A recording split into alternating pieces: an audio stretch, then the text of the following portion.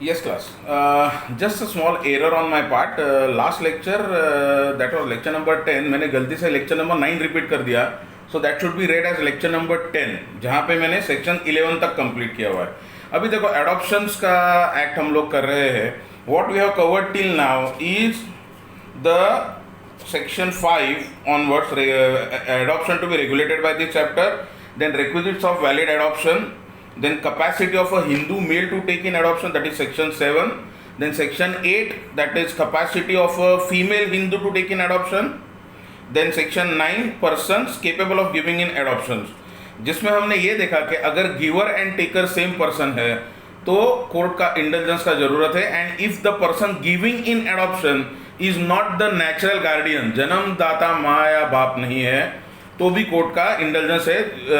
Interference of court is required and an adoption petition has to be filed before the district court or city civil court. District court in district places like Thane and city civil court in case of a metropolitan city like Mumbai.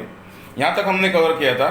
Then section 10 we saw persons who may be adopted, and then section 11 भी complete हुआ था, other conditions for a valid adoption. Now going further, section 12 चालू करते हैं, effects of adoption. ये मैंने पहला first lecture में ही आपको पूरा उसका स्कीम बता दिया था, but now we read the entire statutory provisions. Okay, so now read section 12, effects of adoption, Hindu adoptions and maintenance act 1956, section 12, effects of adoption. तो एडॉप्शन लीगल और वैलिड कंप्लीट होने के बाद उसके क्या कॉन्सिक्वेंसेस होते हैं, क्या इफेक्ट्स होते हैं, that we now see in detail. Read. An adopted child shall be deemed to be the child of his adoptive mother or father for all purposes with effect from the date of adoption. So एक बार adoption हो गया, उस दिन के बाद वो बच्चा गोद देने के बाद it becomes the child as if that child is born to the adoptive parents, father and mother, for all purposes with effect from the date of adoption, and from such date all the ties of the child in the family, संबंध मतलब ties of the child in the family of his or her birth shall be deemed to be severed and replaced by those created by the adoption in the adoptive family. So मैंने वो जो आपको concept बताया था कि अभी समझ लो ये A फैमिली है और ये B फैमिली है. नाउ एडॉप्शन में क्या हो रहा है, A family is giving the child in adoption to B family. Adoption हो गया, all requisite conditions are complied with, कि 21 ईयर्स का गैप होना चाहिए एडॉप्शन में जो ले रहे हो पेरेंट्स का, देने वाले आइदर जन्मदाता माता पिता है जो कि नेचुरल गार्डियंस है, या तो फिर बाय गार्डियन अगर होगा जहाँ पे पेरेंटेज मालूम नहीं है, बच्चा ऑर्फनेज में है, then that can be only by the order of court. तो ये होने के बाद बच्चा ए फैमिली से निकल के बी फैमिली में जाएगा. So now he becomes part of this family. यहाँ के जो कुछ भी रिश्ते नाते हैं वो पूरे निकल जाते हैं. Only what remains that we see further. Then see the proviso further, provided that a child cannot marry any person whom he or she could not have married if he or she had continued in the family of his or her birth. तो समझ लो a family अगर बच्चे ने जन्म लिया है और उसको बी फैमिली में दिया है और उसकी एक बहन है. नाउ सी बहन है, सगी बहन है, तो उसके साथ शादी नहीं हो सकती. She comes with in the prohibited degrees of relationship. So he can not Mary with that girl. तो अपनी ही बहन के साथ वो शादी नहीं कर सकता है. एडॉप्शन के बाद उसके सब रिश्ते नाते यहाँ से खत्म हो गए, those are severed and replaced by that family. तो वो फैमिली में जाने के बाद ही becomes a part and parcel of that family. लेकिन ये prohibited degrees will always be there. So he can not marry any person from that family. Then b, any property which vested, VESTED, vested means what, invested, जो पहले ही मिल चुकी है. Any property vested in the adopted child before the adoption. तो adoption समझो आज के तारीख में हो रहा है और उसको पिछले साल कुछ प्रॉपर्टी मिली है, say by will or any other succession whatever, we are not concern with that, लेकिन वो उसकी पर्सनल प्रॉपर्टी हो गई, that has been inherited or that has been bequeathed to him by a will. Before the adoption shall continue to vest in such person subject to obligation, लेकिन एक condition है, subject to obligations if any attaching the ownership of such property including the obligation to maintain relatives in the family of his or her birth. अब इसका एक example देता हूँ ताकि clear हो जाए।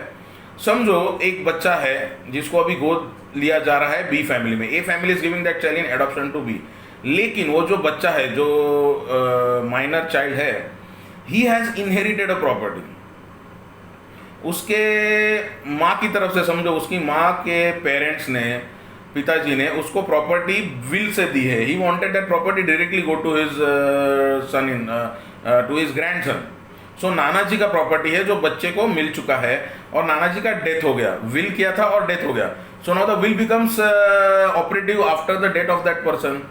और एक नानी है, उसकी वाइफ जिंदा है, जो नाना जी मर गया, उसकी दादी मतलब जिंदा है, नानी मतलब शी इज अलाइव, और उसका जो कुछ भी मेंटेनेंस होगा, उसका जो कुछ भी मेंटेनेंस है, उसका जो कुछ भी खर्चा है, जीने का, खाने का, पीने का, आगे जाके उसका कुछ मेडिकल प्रॉब्लम होगा तो till she dies, that has been charge on that property. तो प्रॉपर्टी विल में दिया गया है, लेकिन कंडीशन है कि नानी का पूरा उसको देखना पड़ेगा। अभी ये बच्चा जब भी बी फैमिली में जाता है, वो ये प्रॉपर्टी लेके जाएगा, that property is already vested in him. लेकिन अगर कोई ऐसी नानी जिंदा है, एक एग्जांपल दे रहा हूँ कि ऐसा अगर कंडीशन डाली हुई है तो वो maintenance will be taken out of that property, that will be derived from that property. लेकिन वो प्रॉपर्टी वो बच्चे को मिल चुकी है, so he goes with that property. Now see, property दो टाइप के होते हैं, ये उसकी पर्सनल प्रॉपर्टी हो गई, और दूसरा टाइप कौन सा होता है, जॉइंट फैमिली। तो एक बार वो बी फैमिली में गया, so he naturally becomes a copartner in that family also. तो जॉइंट फैमिली का अगर कोई प्रॉपर्टी है, उसमें वो उसको कोपार्टनरी राइट से तो शेयर मिल ही जाएगा। लेकिन ये जो प्रॉपर्टी उसको पहले ही मिली थी, the property which he already has in his hand, which is vested in him, उसमें कोई दूसरा उस फैमिली का शेयर नहीं कर सकता है। So that will remain property of that particular minor. This is clear? Okay, then further see. अभी देखो, अगर ये बच्चा यहां से वहां जा रहा है, खुद की प्रॉपर्टी लेके जा रहा है, सिमिलरली अगर उस फैमिली में एक कोई ऐसा बंदा है जिसको कोई दूसरी प्रॉपर्टी मिल चुकी है which is not part of the family property, जो कोपार्टनरी या जॉइंट फैमिली प्रॉपर्टी नहीं है। सो एक एग्जांपल ले लो, वैसे ही एक बच्चा वहां पे है जिसको उसके दादाजी से प्रॉपर्टी, उसके नाना जी से प्रॉपर्टी मिली है, जो जॉइंट फैमिली प्रॉपर्टी का हिस्सा नहीं है, तो उस प्रॉपर्टी में इसका हिस्सा नहीं बनता है। Read that subsection C, clause C, the adopted child shall not divest any person of any estate which vested in him or her before the adoption। तो अगर पिछले साल समझो वहां पे ऐसा कोई बच्चा है जिसको सेम, अभी जैसे इसको प्रॉपर्टी मिली थी, वैसे कोई दूसरा बच्चा है जिसको वहां पे प्रॉपर्टी मिली है, दूसरा कोई बंदा है जिसको प्रॉपर्टी मिली है जो जॉइंट फैमिली प्रॉपर्टी का हिस्सा नहीं, doesn't forms the part of the joint family property of the coparcenary property, तो वो प्रॉपर्टी में इसको भी हिस्सा नहीं मिलेगा। अगर यहां से प्रॉपर्टी जो लेके जा रहा है उसमें अगर वहां किसी को हिस्सा नहीं है, the same rule will apply to the minor also. So these are the effects of adoption, section 12।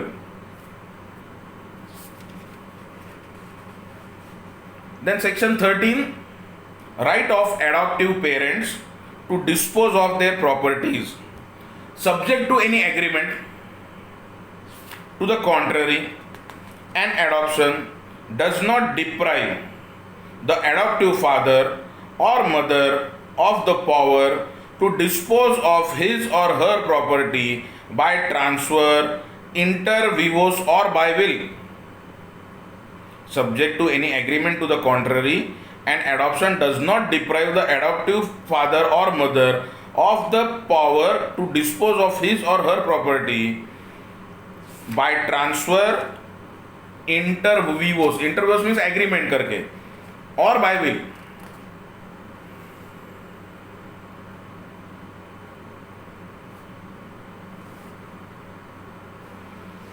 Then section 14, determination of adoptive mother in certain cases। Determination of adoptive mother in certain cases, where a Hindu has a wife living, where a Hindu has a wife living, adopts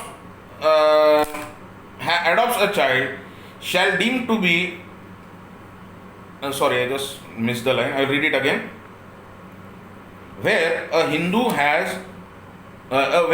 who has a wife living adopts a child, shall be deemed to be the adoptive mother. तो अगर father ने adopt किया तो वो she will be deemed to be the adoptive mother. Then subsection 2, where an adoption has been made with the consent of more than one wife. more than one wife, अभी देखो more than one wife कभी होगी अगर वो शादी Hindu marriage act commence होने के पहले हुई है. हिंदू मैरिज एक्ट कभी कमेंस हुआ 1955. सो प्रायर टू 1955 से पहले second marriage was not specifically banned, was not specifically prohibited. So under law what is not prohibited is permitted. So 1955 के पहले अगर किसी ने शादी की है 2 बार या दूसरी शादी की है तो second marriage will not become void. ये ध्यान में रख के चलो. तो this will apply only to that case. Ideally ये अभी फिलहाल एप्लीकेबल नहीं है क्योंकि ऐसी क्या है 1955 में जिनकी शादी हुई है बहुत रेयरली कोई जिंदा हुआ है ये टाइम पे. लेकिन जब ये एक्ट आया था तभी ये सिचुएशन आ सकती थी, इसलिए that provision is there. Where subsection 2, read it again. Where an adoption has been made with the consent of more than one wife, the senior most in marriage among them shall be deemed to be the adoptive mother and others to be step mother.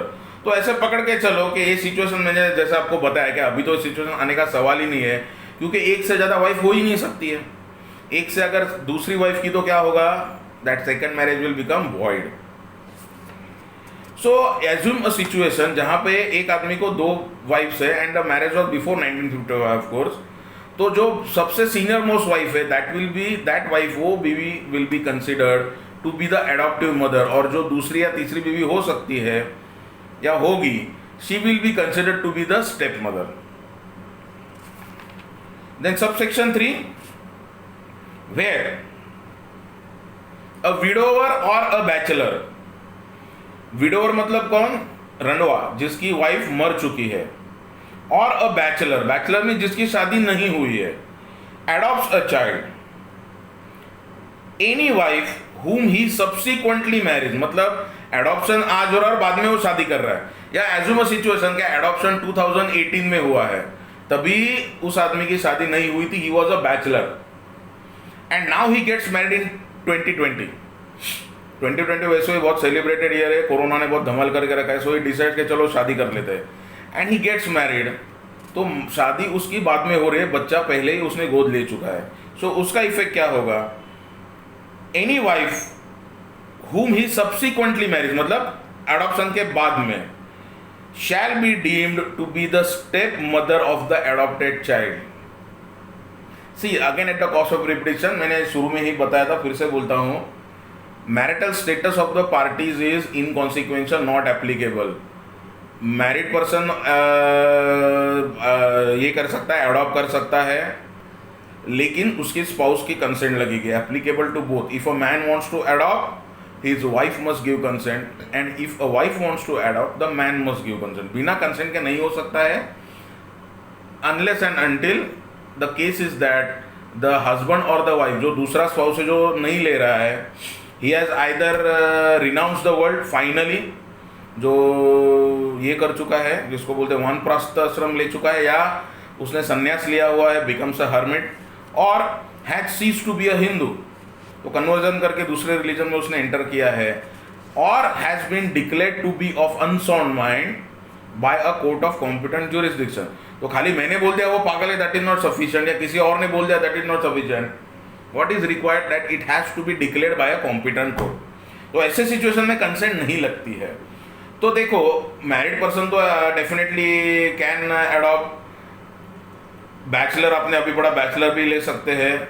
जो woman bachelor होती है उसको क्या बोलते हैं, जिसकी शादी नहीं हुई है उसको स्पिंस्टर बोलते हैं, कुंवारी का sphincter.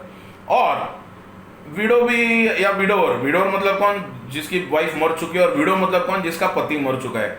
They can also adopt, लेकिन एडॉप्शन करने के बाद once the adoption takes effect, it is valid, legal and takes the force, और इफेक्ट आ जाता है under the earlier section.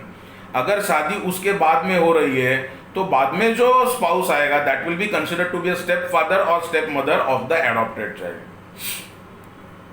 Next subsection 4, where a widow और an unmarried woman adopts a child, where a widow or an unmarried woman adopts a child, any husband same, any husband whom she marries subsequently, any person whom she marries subsequently shall be deemed to be the stepfather of the adopted child. तो जो आपने ऊपर देखा था वही यहाँ पे है कि अगर कोई विडो होगी या अनमैरिड वुमन होगी, मतलब स्पिंस्टर, उसने एडॉप्शन करने के बाद अगर शादी की, तो जो बाद में जो पति आ रहा है वो क्या होगा, he will be considered to be a step father of that child. Then section 15 valid adoption not to be cancelled. No adoption which has been made validly means क्या, all compliance है, गिवर का, सी 3 parties है, the one who is giving in adoption, the one who are taking in adoption, और third party कौन है, जो adoption में दिया जा रहा है. ये तीनों का अगर all requisite requirements are there, the required qualifications are there and valid हो गया, इन द सेंस दैट कि अगर कोर्ट का ऑर्डर चाहिए तो कोर्ट के ऑर्डर से, और अगर डायरेक्टली होना है तो directly, no issues about that, वो पूरा हो गया, इट टेक्स इफेक्ट, तो उसका ये क्या होगा, कॉन्सिक्वेंस क्या होगा. Section 15 valid adoption not to be cancelled. No adoption which has been validly made can be cancelled by the adoptive father or mother or any other person. अभी next देखो, comma के बाद अलग से पढ़ो. इंटरप्रिटेशन ऑफ स्टैट्यूट्स एक subject होता है जिसमें the punctuation is one of the most important aid of interpretation. तो कॉमा के बाद जो है उसको अलग पढ़ना होता है. Nor can the adopted child renounce his or her status as such and return to the family of his or her birth. मैंने आपको पहले ही बताया था फर्स्ट लेक्चर में ही एडॉप्शन के once adoption always adoption, it is final, number 1. So you can note down point number 1, once adoption always adoption, जो final होता है और इरिवर्सिबल होता है. Number 2, valid adoption cannot be cancelled for whatever reasons. कोई भी नहीं कर सकता है, neither giver, neither taker, nor that child. Then number 3, once the child is given in adoption there cannot be further adoption. तो adoption एक ही बार हो सकता है. अगर ए ने बी को एडॉप्शन में बच्चा दे दिया है, एडॉप्शन कंप्लीट हो गया, it takes effect thereafter, thereupon be cannot again give that child in adoption to any other person. For example C को वो बच्चा नहीं दे सकता है.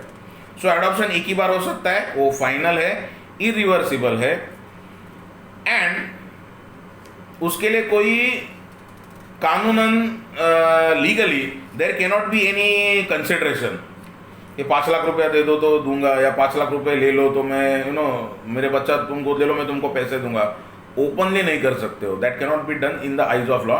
इलीगली कुछ भी होता है वो अलग बात है. See practicality and law always differ, तो वो तो फर्क always is going to be there. Now see, ये तो मैंने आपको इफेक्ट्स बताए थे. Next, when it comes to the child, again note down और write down if you want. The child who is being given in adoption, his consent is immaterial and also inconsequential. पहले तो उसका consent का जरूरत ही नहीं है और consent लेने का जरूरत भी नहीं है. तो कंसेंट नहीं था, फ्री कंसेंट नहीं था, वो सब इश्यूज यहाँ पे नहीं आते हैं. और देखो, कभी कभी हम लोग फिल्म्स में देखते हैं सिचुएशन के देने के बाद एक बार एडॉप्शन हो गया, वो जिसने एडॉप्शन में बच्चा दिया है वो बच्चे को वापस नहीं मांग सकता है. So you can ask the adoptive parents to return back your child. कि मैंने आपको, जैसे कि मेरा बाइक है, मैंने किसी को लेंड किया, किसी दोस्त को, हाँ ठीक है बाइक लेके जाओ, और उसे 2 दिन में लगे तो मैं जाके उसे वापस, मेरा बाइक तूने वापस नहीं दिया. लेकिन यहाँ पे एक बार बच्चा गोद में दे दिया, एडॉप्शन हो गया legally, then you can demand return of that child. और वो चाइल्ड को पता चलता है, कभी ना कभी तो पता चलेगा कि अरे मेरे को अडॉप्ट किया था इसने. So even when that child discovers that कि अरे हाँ, मुझे ए बी मेरे पेरेंट्स से, उन्होंने सी डी को मुझे गोद दिया है, now I want to go back to my original family of birth, that is not permissible.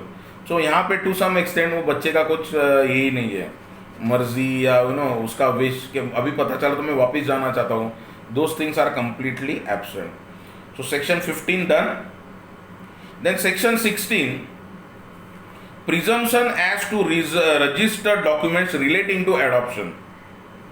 presumption as to registered documents relating to adoption.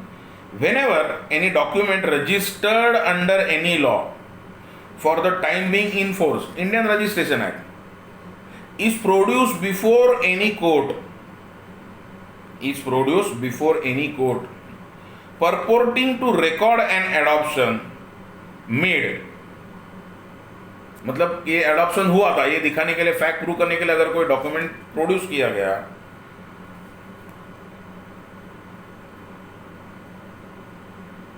purporting to record an adoption made and is signed by the person giving and the person taking the child in adoption. So दो parties है यहाँ पे. So if we consider this as a contract, तो A देने वाले parents है, A B are the parents who are giving in adoption and C D are the parents who are taking in adoption. तो अगर ऐसा register deed बनाया गया है which has a title deed of registration, deed of adoption, and that is registered as per the requirements of the law, मतलब Indian registration है. उसको जैसे घर का हम लोग फ्लैट खरीदते हैं, कुछ करते हैं, लीव एंड लाइसेंस का एग्रीमेंट करते हैं, तो that has to be registered, mortgage sale. तो यहाँ पे भी वो एग्रीमेंट प्रॉपरली रजिस्टर किया गया है and it has been signed by both the parties, the parents giving in adoption and the parents taking in adoption. ये अगर सिचुएशन होगा, द कोर्ट शैल प्रिज्यूम, मतलब कोर्ट को ये मान के चलना पड़ेगा, the court shall presume that the adoption has been made in compliance with the provisions of this act unless and until it is disproved.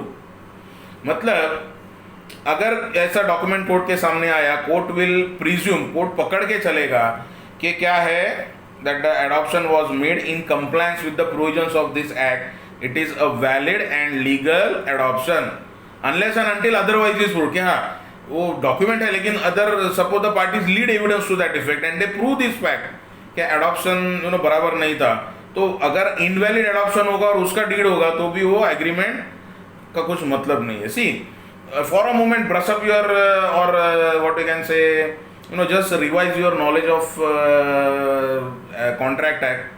Contract act के हिसाब से अगर एग्रीमेंट रजिस्टर किया गया है तो that is a conclusive evidence that it has been properly executed. लेकिन अगर कोई वॉइड एग्रीमेंट रजिस्टर किया गया होगा तो उसका कॉन्सिक्वेंसेस क्या होगा? जीरो. बिकॉज वॉइड एग्रीमेंट को रजिस्टर करो तो वो वैलिड नहीं बन जाएगा. वैलिड एग्रीमेंट को रजिस्टर करो तो वैलिड ही रहेगा. वॉइडेबल को रजिस्टर करो and then the court might declare it to be voidable. It's a different thing to altogether. लेकिन एग्रीमेंट रजिस्टर हुआ है या डॉक्यूमेंट रजिस्टर हुआ है, that is not conclusive evidence के उसमें जो कंटेंट्स है that are legal and valid.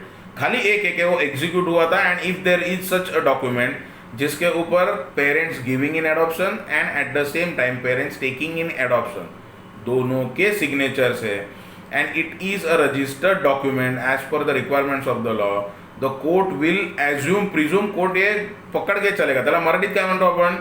Court गृहीत धरणार. कोर्ट ऐसे पकड़ के चलेगा कि वो एग्रीमेंट वैलिड है, लीगल है, और जो एडॉप्शन है वो लीगल एंड वैलिड है. अगर वैलिड नहीं है तो पार्टीज को वो हिसाब से एविडेंस लीड करना पड़ेगा कि ओके डॉक्यूमेंट प्रोड्यूस हुआ है लेकिन जो एडॉप्शन था वो बेसिकली इनवैलिड है, तो that will not have any consequences. तो अगर कोई वॉइड या इनवैलिड एग्रीमेंट रजिस्टर भी होता है that will not become valid. खाली रजिस्ट्रेशन का आपको बोलता हूँ, देखो क्या होता है, if a document is not registered the parties are not allowed to produce it in evidence. तो उसके कंटेंट्स प्रूव करने पड़ते हैं. तो एक बार आप जाओ रजिस्टर करो बराबर से, कोई भी डॉक्यूमेंट होगा, रजिस्ट्रेशन हो गया मीन्स व्हाट, उसका जो एग्जीक्यूशन पार्ट है वो बराबर है, that has been properly done as per the requirements of the law. Only that thing it signifies. उसके कंटेंट्स बराबर है, गलत है, basically that agreement is void, voidable या और कुछ है, even valid, the register is not concern with. Register के सामने आप कुछ भी लेके जाओ, वो अगर उसके रूल में बैठा है तो वो रजिस्टर करके देगा. That is not his outlook. Then section 17, last section as far as adoption is concerned, prohibition of certain payment. जो मैंने आपको बताया कि कंसिडरेशन नहीं हो सकता है. No person shall receive or agree to receive any payment or other reward in consideration of adoption of any person. फिर से पढ़ो, subsection 1, no person shall receive और agree to receive any payment or other reward in consideration of the adoption of any person, and no person shall make or give or agree to make or give to any other person any payment or reward the receipt of which is prohibited by this section. So मैंने आपको अभी जो example दिया था कि कोई consideration नहीं हो सकता है, जैसे मेरा फ्लैट मुझे बेचना है, 50 लाख कीमत है, आप मेरे को 50 लाख दे दो, दिस बिकम्स अ कंसिडरेशन। तो मेरा बच्चा तुम गोद ले लो, और जो गोद ले रहा है वो क्यों ले रहा है, क्योंकि उसको बच्चे नहीं हो रहे। So that can not be the case that you know he is paying me sum of ₹5 lakh, ये तुम्हारा लड़का हमको एडॉप्शन में दे दो, I will pay you this amount, या otherwise that you take my child in adoption, I will pay you ₹5 lakh और whatever. So these kind of considerations are not allowed as per this section. Then subsection 2, if any person contravenes, मतलब violate कर दिया, contravenes the provisions of subsection 1, he shall be punishable with imprisonment which may extend to 6 months or with fine or with both. तो अगर ये condition violet हो गई और ये प्रूव हो गया या सामने आ गया कि किसी किस्म का लेन देन हुआ था, कंसिडरेशन पार्ट था और मनी का लेन देन हुआ है, पैशाची देवाण आणि घेवाण झालेली आहे, अगर ये प्रूव हो गया, हे जर साबित झालं, then there is a provision of punishment, imprisonment which may extend to 6 months और विथ फाइन और विथ बोथ, मतलब पनिशमेंट तीनों है, आइदर फाइन या तो फिर 6 महीने तक जेल हो सकती है या दोनों भी हो सकता है, फाइन भी और जेल भी। Subsection 3, no prosecution under this section shall be instituted. No prosecution under this section shall be instituted without the previous sanction of the state government or an officer authorized by the state government in this behalf. In this behalf. So as far as your adoption is concerned, यहाँ पे provisions खत्म हो गया। Exam point of view आप लोग देखो,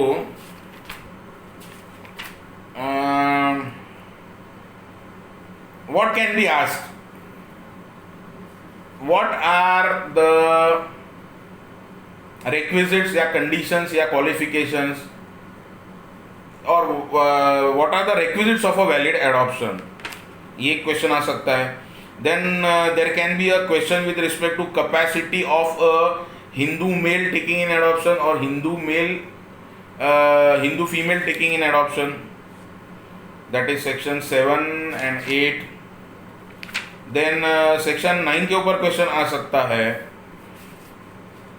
section एक बार एक फुल क्वेश्चन आएगा तो ये पूरा। So what you require to do from your exam point of view, you should be thorough with section 5 to section 11, conditions क्या क्वालिफिकेशंस है वो पूरा उसमें कवर हो जाएंगे।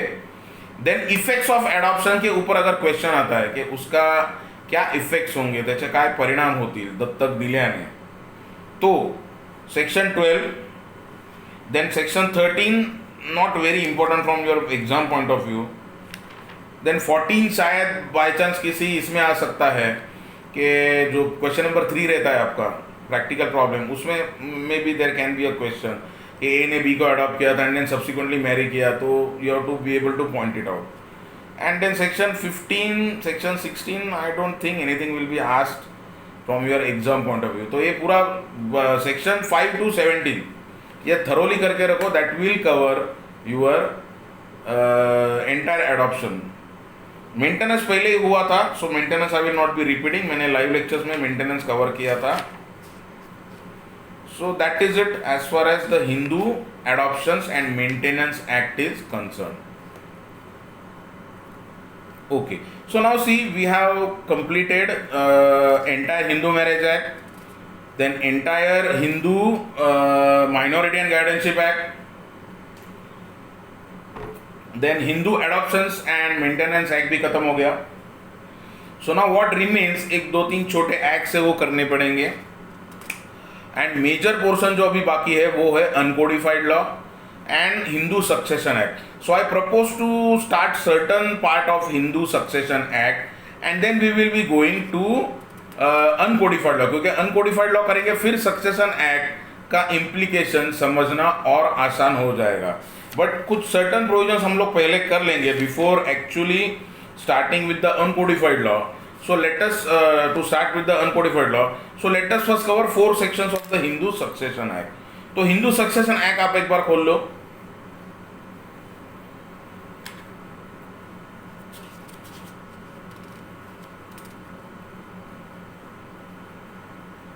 Section 1 short title extent. अभी उसको देखो आप. The act may be called Hindu succession act 1956. It extends to the whole of India except the state of Jammu and Kashmir. Now this has been gone. Why? अभी वो जम्मू कश्मीर को भी एप्लीकेबल है from August 2019. If I am not wrong 5 August को amendment आया था. क्या amendment आया था? आर्टिकल 370 परिच्छेद 370 संविधान constitution of India was abrogated by the present government, and as on today after that amendment that special status which was given to the state of Jammu and Kashmir is now abrogated, and now it is a completely part of the sovereign India. So now this will not apply. It applies to the entire India including Jammu and Kashmir. Then application of the act किसको applicable होगा? Same Hindu marriage act, Hindu minority guardianship act, Hindu adoptions act, वो भी हमने देखा था, एडॉप्शंस and maintenance act जो अभी खत्म हुआ है. Application will be same. फिर भी हम लोग उसको एक बार पढ़ लेते हैं ताकि कुछ कंफ्यूजन ना रहे. Application of the act. This act applies to, read section 2. This act applies to to any person who is a Hindu by religion. To any person who is a Hindu by religion. In any of its forms or developments, including a Virashaiva,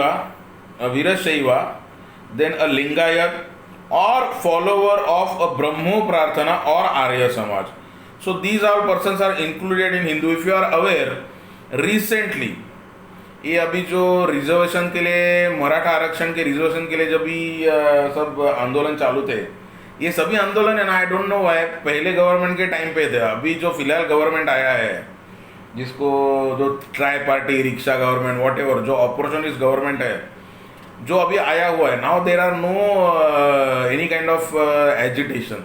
तो उसी time पे जब भी मराठाओं ने मराठा आरक्षण के लिए बहुत सारे मोर्चे निकाले, क्या क्या हुआ, then that was accepted by the then erstwhile former chief minister Devendra Fadnavis, and Maratha आरक्षण मिल गया. Similarly there is also a demand from the Dhangars that हमको भी रिजर्वेशन चाहिए.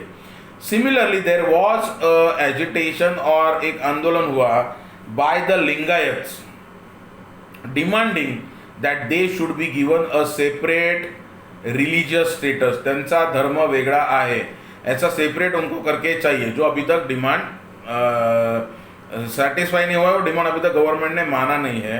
And even today they are forming part of the Hindu religion.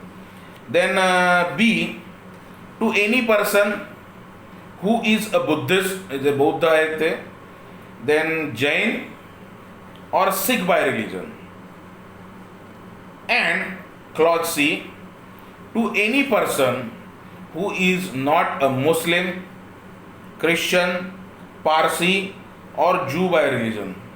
अभी देखो ये बोलने का ज़रूरत क्या है? हिंदुओं में कौन कौन आता है, एक बार बोल दिया तो किसको एप्लीकेबल नहीं होगा, ये क्यों बोलना चाहिए? See, law has to be very very clear and unambiguous. तो कभी कभी ऐसे बोलना पड़ता है, मतलब ये इंक्लूडिंग ये, एक्सक्लूडिंग ये और ये नहीं रहेंगे. तो that is by way of an abundant precaution कि कल ऐसा ना हो जाए. And you are aware that we don't have और there doesn't exist a uniform civil code. Uniform civil code, समान नागरिक कायदा, article 44 of the constitution is only a dead letter and it forms part of the directive principles of state policy, जो enforceable नहीं है. That is the reason why we have different sets of personal laws. Hindu laws for the Hindus, Mohammedan law for the Muslims, Christians, Jews, Parsis, everybody have their respective and subjective personal laws. So when it comes to India, there is a common criminal code, लेकिन common civil code अभी तक नहीं है, और मेरे judgement के हिसाब से I don't see any chance कि वो बहुत जल्दी आ जाएगा. सी बहुत साल पहले, अगर 10 साल पहले आप बात करते थे कि ऐसा 370 एब्रोगेट होके नो जम्मू एंड कश्मीर का स्पेशल स्टेटस रिमूव करके उसको भारत का पूरा इनसेपरेबल पार्ट बनाया जाएगा, तो मे बी 10 ईयर्स पहले हम लोग हंसते थे. ऐसा हो ही नहीं सकता है. And there was a strong opposition from the vested interest. वहाँ के जो ये है पार्टीज है, इंक्लूडिंग लीडर्स और जो सेपरेटिस्ट है, जिनको कश्मीर में कैसा है दोस्तों, कश्मीर में तीन तरह के लोग हैं. एक है जिनको पाकिस्तान के साथ जाना है, पाकिस्तान का क्लेम है, दे वांट कश्मीर. सो कुछ लोग हैं जिनको पाकिस्तान में शामिल होना है. कुछ लोग हैं उनको अलग स्टेटस है, वो बोलते हैं ना हिंदू ना पाकिस्तान, ना हिंदुस्तान ना पाकिस्तान, हमको कहीं भी नहीं जाना, हमको कश्मीर अलग चाहिए, हम कहीं भी नहीं जाएंगे. We will not be with India, will not be with, we don't want to go in Pakistan. और एक थर्ड व्यू है, those who consider themselves to be Indians and they want Kashmir to remain in India. तो ये जो part है, ये third part में basically Kashmiri Pandits आते हैं, जिनके ऊपर एग्रेशन हुआ था, जिनके ऊपर अटैक हुआ था, और जिनको वहाँ से निकलना पड़ा. And now they are refugees in their own country. So Kashmir से निकल के वो लोग इंडिया के दूसरे भिन्न भिन्न शहरों में बसे हुए हैं. And they could not go back. अभी शायद पता नहीं और कुछ साल बाद हो सकता है कि they will go back. So now see, 10 साल पहले अगर कोई बोलता था कि ये 370 जाएगा तो सब लोग हंस रहे थे. वो महबूबा मुफ्ती, देन वो दोनों बाप बेटे जो पहले चीफ मिनिस्टर थे, फारूक अब्दुल्ला और उमर अब्दुल्ला, वो तो छाती ठोक के बोल रहे थे कि 370 को निकाल ही नहीं सकते, लेकिन निकाल के दिखाया. So India has been successful to do that. So may be let's hope so, and वो हमारे लाइफ टाइम में हो जाए, in your and my lifetime, that uniform civil code is properly implemented. तो ये जो डिफ़िकल्टीज़ है वो नहीं होंगी. ये थोड़ा कवर करके I will first also send a video separately on uniform civil code, क्योंकि uniform civil code forms an important part of your syllabus. और अगर उसके ऊपर अलग क्वेश्चन आता है वो ज़रूर ट्राई करो, क्योंकि बहुत ज़्यादा उसमें आप नहीं लिख सकते हो. और कभी भी एग्जाम में ज़्यादा लंबा ऐसे टाइप क्वेश्चन लिखने का अवॉइड करो, टू द पॉइंट आंसर करो, तो you will score in a better manner. So uniform civil code हमको अलग से करना है, that I will be covering in the next lecture. Okay, so application of the act, we were reading clause C. To any person who is not a Muslim, Christian, Parsi or Jew by religion, unless it is proved that any such person would have been governed by the Hindu law or by any custom or usage as part of that law in respect of any matters dealt with herein if this had not been passed. Exam point of view इसमें मत घुसो, खाली याद रखो. एक simple example देता हूं कि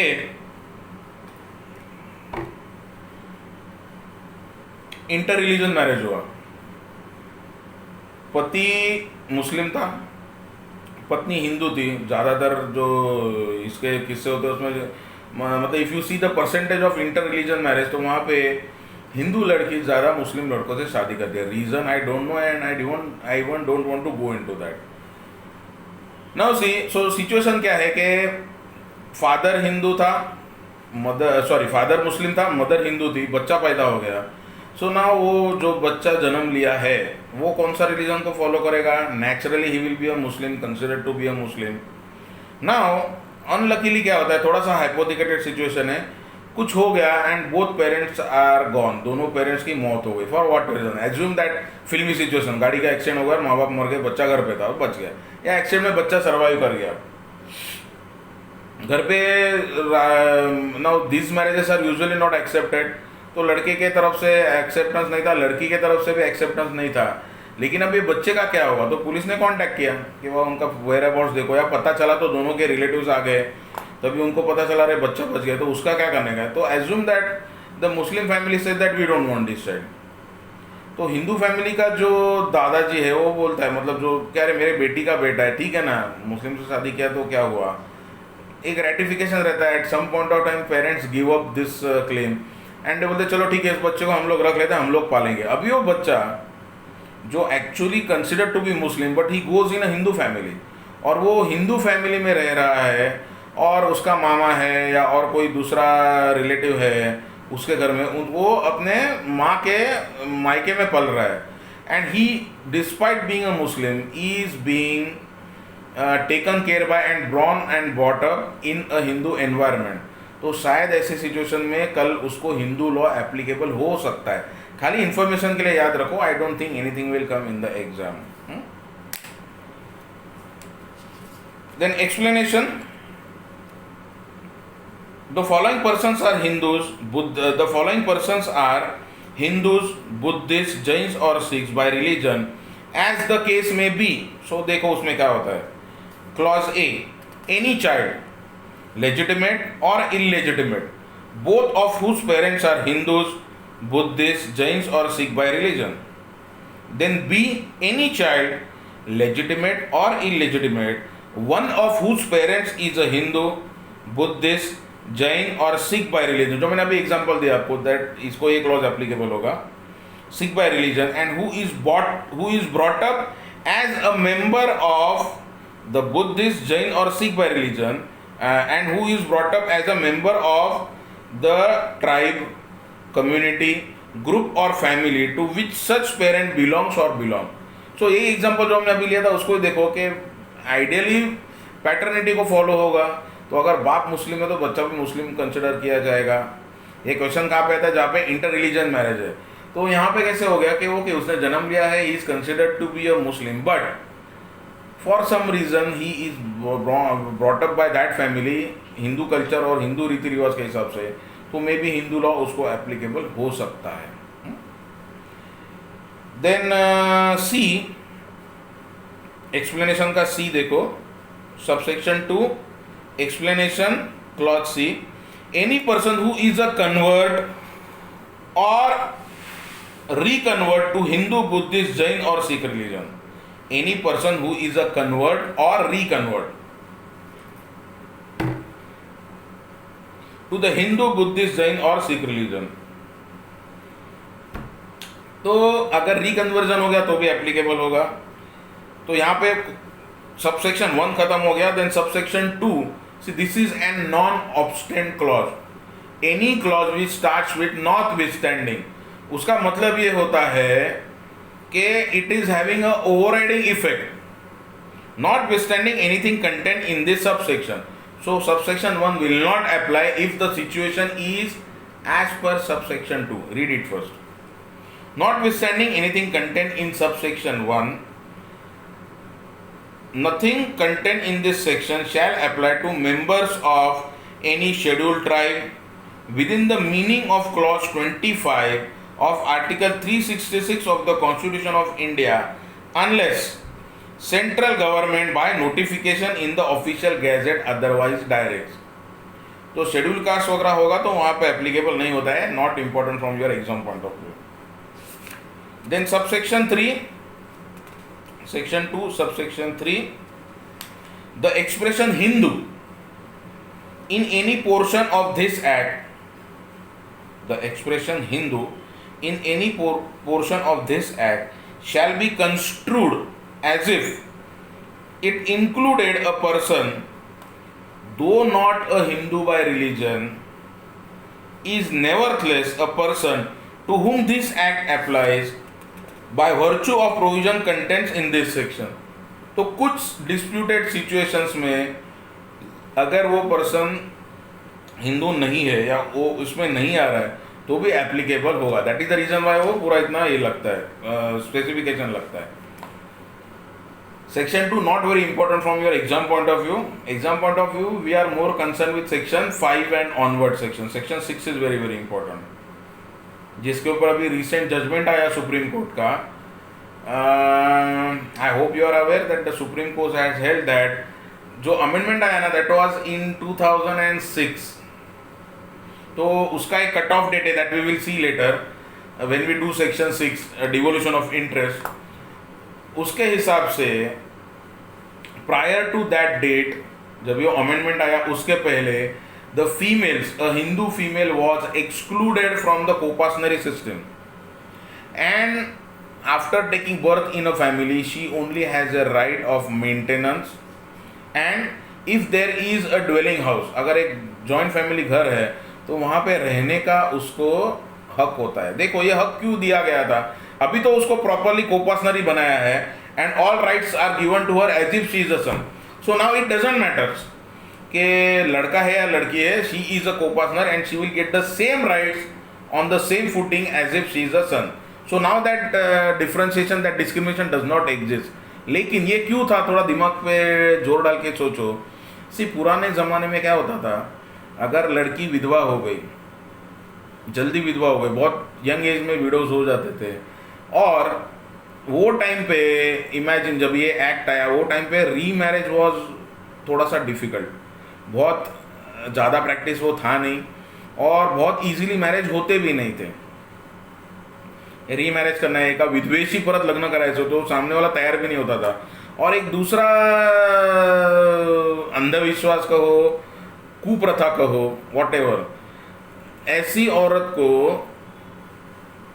पनवती समझते थे, अशुभ मानते थे कि यार उससे शादी होगी तो वो जाएगा, तो एकाध उसको अशुभ मानते थे और उसके साथ तो कोई शादी करेगा ही नहीं। तो इवन सी फॉरगेट शादी, अगर घर में कोई अच्छा फंक्शन है, त्योहार है या कोई रिचुअल हो रहा है तो उसको वहाँ आने भी नहीं देते। तो विधवाओं की ज़िंदगी कैसे थी वो टाइम पे कि सबसे पहले तो under the traditional Hindu law, और जो ऑर्थोडॉक्स था उसमें क्या करते थे, उसको विद्रूप बनाते थे। क्यों विद्रूप बनाने का, that she must not have any pleasures of life, उसको खाना सादा खाना पड़ेगा, खाली वाइट कपड़े पहनने पड़ेंगे, यूजुअली पिक्चर्स में आपने देखा होगा मूवीज़ में। देन उसको अलग से घर के कोने में रखा जाता है और उसको सादा खाना दिया जाता है, खिचड़ी वगैरह ऐसा जो मतलब जो रेगुलर स्टेपल डाइट है वो दिया जाता है। वह आज घर में क्या है, दशहरा है तो दशहरा में कुछ श्रीखंड पूरी बनेगा, वो उसको नहीं देने का है। दिवाली रहेगा, दशहरा रहेगा, और कुछ नवरात्रि है या होली है, होली में पूरन पोली बनता है। सो देर आर डिफरेंट सिचुएशंस, जब भी वो त्यौहार का इंपॉर्टेंस के हिसाब से कुछ अच्छे खाने पीने घर में बनते, कुछ अच्छे स्वीट्स बनते, वो उसको खाने का हक नहीं है। देन पुराने ज़माने में तो जो विधवा हो जाती थी उसका सर मुंडवा देते थे, बाल उसको पूरा उस तरह घुमा के उसके बाल, तो वो एक बड़ा अत्याचार रहता था। सबसे पहले क्या करो, उसके ये करो, उसकी मांग से सिंदूर मिटा दो, देन गले का मंगलसूत्र निकाल दो, देन हाथ की चूड़ियाँ तोड़ दो। Now she is not allowed to do any श्रृंगार, then she is not allowed to do any makeup, और खाली सफ़ेद कपड़े पहनने पड़ेंगे, और उसके बाल भी निकाले जाते थे। तो वर्चुअली जैसे थ्रेड सेरेमनी होती है या कोई मरने के बाद जैसे बाल निकाले जाते हैं, वैसे वो औरत के बाल निकाल देते थे और उसको कुरूप बनाने का, विद्रूप बनाने का, make her look ugly so that no other person will get attracted to her. अगर कोई दूसरा पर्सन उसकी तरफ आकर्षित नहीं होगा तो आगे कुछ होने का सवाल ही पैदा नहीं होता है। तो ऐसी ट्रीटमेंट्स अगर विधवा को दी जाती है, तो पुराने ज़माने में लोग क्या करते थे, अगर लड़की विधवा हो गई, अरे उसको भूखा मारेंगे, जीने नहीं देंगे, सताएंगे इतना, मतलब तिचा एवढा छळ होईल कि उसका जीना दुश्वार हो जाएगा। तो ये सब अवॉइड करने के लिए पुराने ज़माने में लोग आते थे और वो लड़की को अपने घर लेके जाते थे। जैसे वो आता मुली परत येतात, त्या हस्बैंड से नहीं बन रहे तो लड़की सबसे पहले कहाँ जाएगी, अपने पेरेंट्स के पास जाएगी, अपने मैके में जाएगी। वैसे उसको उठा के लाते थे और घर में रखते थे। So she must have right of maintenance, then she must have a right of residence, तो उसको ड्वेलिंग हाउस में रहने का अधिकार है। But not being a coparcener she could never demand partition. Coparcenary system में अगर वो है ही नहीं, जॉइंट ओनर है ही नहीं, तो she has no right to demand any ये पार्टीशन का वगैरह हिस्सा अलग कर दो, त्याला वाटपाचा दावा म्हणतात मराठीमध्ये, कि हमारा हिस्से करके हमको अलग अलग होने का है, तो वो उसको अधिकार था ही नहीं मांगने का। और इसीलिए देखो आज भी स्त्री धन का कंसेप्ट है। तो इनिशियली कैसे था, women were not allowed to inherit property, अभी तो कुछ नहीं, एवरीथिंग इज ऑन फुटिंग, और in fact with due respect, if you see the laws today, matrimonial laws को देखो तो जो पति है उसका राइट बहुत कम हो गया है. He has very limited defence. Wife साथ में रहे ना रहे उसको मेंटेन करना ही पड़ेगा, उसको एलिमनी देना ही पड़ेगा, बच्चों का पूरा करना ही पड़ेगा. बच्चे साथ में नहीं रहे तो भी पूरा रिस्पॉन्सिबिलिटी वो पति के ऊपर ही डाला हुआ है. तो थोड़ा सा when it comes to laws and this situation has to be controlled. Otherwise क्या होगा दोस्तों, देखो नो वी डोंट नो कि भविष्य में क्या लिखा है. We don't know what we have in our store in the future. तो बोलते हैं ना ये झाकली मुठ सवा लाख है, तो इसके अंदर क्या बंदे है वो पता नहीं है, तो अंदर कुछ भी हो सकता है. तो फ्यूचर में यू डोंट नो. सी आज अगर शादी करने के बाद वाइफ का मेरे प्रॉपर्टी के ऊपर हक बनता है, अगर मुझे उसको एलिमनी देना है, उसको मेंटेनेंस देना है, अलग रेसिडेंस देना है, बच्चे हो गए तो भी वो बच्चे लेके जाएगी, एंड इतने सारे राइट्स देने हैं, तो कई जगहों पे ये धंधा हो गया है. शादी करो छोड़ो और बाद में क्या होता है, देखो ये तो चलो हो गया civil rights. If you see the criminal side of the law, just go and file a complaint under section 498A 498 भारतीय दंड विधि इंडियन पिनल कोड के अंडर जाके कंप्लेंट करो. Not only the husband but all other relatives of the husband will be in trouble. So husband your in laws मतलब आपके सास ससुर, अगर कोई देवर या ननंद है तो वो भी प्रॉब्लम में आ जाएगी, ननंद का हस्बैंड भी प्रॉब्लम में आ सकता है. जाके खाली बोल दो that I am being treated cruelly and if the police registers and FIR, तो ये सब की खटिया खड़ी हो सकती है. And that you see 498A का बहुत सारा मिसयूज होता ही है. If you see the law commission report, तो इस वजह से क्या होता है ना दोस्तों कि 498A का आप देखो, अगर मतलब if you see the percent wise, तो जितने FIR रजिस्टर होते हैं, फर्स्ट इन्फॉर्मेशन रिपोर्ट मतलब ऑफेंस रजिस्टर हो जाता है under 498A of the Indian penal code, अगर 10 ऑफेंस रजिस्टर होते हैं उसमें से मुश्किल से एक में ही कन्विक्शन होता है, मुश्किल से एक में ही कन्विक्शन होता है. सो डज दैट मीन के बाकी के 9 झूठे केस है? नहीं, उसमें से कुछ झूठे और फॉल्स केस भी हो सकते हैं जहाँ पे the woman knows well how to use the law. See law अगर आप यूज कर सकते हो तो you can create things for yourself. तो अभी देखो she can use that particular thing. एक थ्रेट रहता है कि अरे केस पड़ा है तो केस वापस लेने को कुछ अच्छे पैसे मांग लो, तो एज गुड एज एक्सटॉर्शन हो जाता है. वो पैसे निकालने के लिए वो काम करती है. तो with due respect to all ladies, कभी कभी ये मिसयूज होता है. सो ये सब चीज़ें जो है ना, ये देखते हुए आई प्रेडिक्ट, और ये मेरा फोरसाइट है, that you know it's a intuition that I get that if these things are not properly balance in the coming time, अगर आने वाले सालों में ये बराबर से बैलेंस नहीं हुआ तो शायद we will be becoming a western country, जहाँ पे अभी देखो नाउअडेज कितने सारे मैटर्स हमारे सामने आ रहे हैं जहाँ पे the people are preferring to live in a live in relationship. What is live in relationship? The parties are staying together. एक हस्बैंड वाइफ ने, एक मेल और फीमेल है जो इकट्ठा रह रहे हैं just like a husband and wife but without actually getting married. तो वो लोग साथ में रहते हैं, साथ में बैठते हैं, साथ में उठते बैठते हैं, सोते हैं, दे कोहैबिट विद ईच अदर, और एक ही घर में रह रहे तो नेचुरली उनका सेक्सुअल लाइफ भी एक्टिव हो जाता है and physically also they get active and then they decide okay चलो 4-5 साल बाद शादी कर लेंगे. अभी रिसेंटली वो इसका डेथ हो गया, देखो एक्टर सुशांत सिंह का. अभी he was in a live in relationship twice. पहले एक्टर अंकिता लोखंडे के साथ, और अभी जो फिलहाल जो हाईलाइट में है रिया चक्रवर्ती या चक्रवर्ती कुछ उसका नाम, I don't know the name exactly, Rhea Chakraborty. तो उसके साथ भी वो लिव इन रिलेशनशिप में ही था. अगर शादी हुई होगी तो अलग बात था, लेकिन उसकी शादी नहीं हुई है. सो क्या होता है ना, ये चलन बहुत बढ़ रहा है और ये बहुत बढ़ रहा है. पढ़े लिखे लोग, अच्छे लोग, they are all taking this steps. और एक सेलिब्रेटेड मर्डर केस हुआ था, देखो प्रत्यक्ष मर्डर केस, जहाँ पे एक प्रैक्टिसिंग लॉयर थी शायद, उसका मर्डर हुआ था and she and her partner were in a live in relationship. तो लिव इन रिलेशनशिप में रहने का आजकल चलन बहुत बढ़ गया है क्योंकि लोगों को वो झंझट नहीं चाहिए. So may be we don't have nuptial agreements here. अगर नेप्चुअल एग्रीमेंट्स किया तो इलीगल है. What is a nuptial agreement? कभी सुना है, कुछ पता है? नेप्चुअल एग्रीमेंट बोलते हैं उसको, in the sense that the boy and girl before getting married they enter into agreement, माझी प्रॉपर्टी माझी, तुझी प्रॉपर्टी तुझी, मेरे प्रॉपर्टी के ऊपर तुम्हारा कोई हक नहीं, तुम्हारे प्रॉपर्टी के ऊपर मेरा कुछ हक नहीं।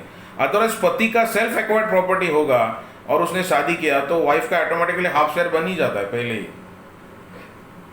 तो वो हमने मेंटेनेंस में काफ़ी हद तक डील किया हुआ है। सो ये अवॉइड करने के लिए आई don't no, may be in coming years people might decide that ये शादी का झंझट चाहिए नहीं, शादी का चक्कर चाहिए ही नहीं, and let us enter into nuptial agreements. और वो थोड़ा सा मुस्लिम मैरिज में देखो, मुठा मैरिज जहाँ पे लीव एंड लाइसेंस जैसा होता है, देखो कि आप लाइसेंस इशू करते हो उसमें आप डेट ऑफ टर्मिनेशन भी डाल देते हो कि ये 11 महीने के लिए। सो आज दे रहा हूँ तो आज की तारीख क्या है, आज मैं रिकॉर्ड कर रहा हूँ वो तारीख है 5 सितंबर, आज टीचर्स डे है, तो 5 सितंबर 2020 को समझो मैंने एग्रीमेंट किया, तो 4 अगस्त 2021 को वो लाइसेंस खत्म हो रहा है। तो शायद ऐसी भी शादी हो सकती है। तो मुठा मैरिज वो कंसेप्ट है जहाँ पे 6 महीने के लिए वगैरह शादी होती है। We are not going into that aspect, खाली एक एग्जांपल दे रहा हूँ।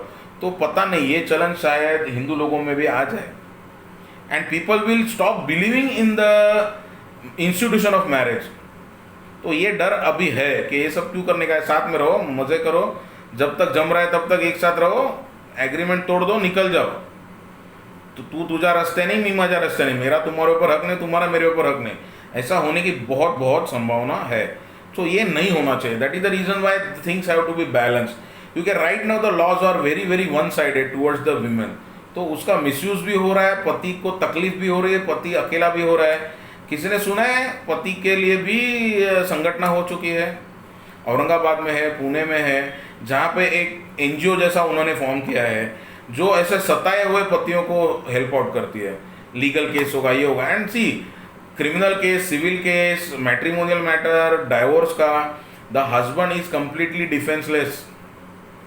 कई बार तो मतलब आदमी रास्ते पे आ जाता है अगर औरत उतनी खतरनाक होगी और उसके इरादे सही नहीं होंगे। सी ये लॉज किस लिए बनाए, उसके प्रोटेक्शन के लिए। तो जो जिसका रक्षण के लिए कायदे बनाए थे उसने अगर वो मिसयूज किया तो भक्षण हो जाएगा। So she can also like you know misuse the law and create a first for you.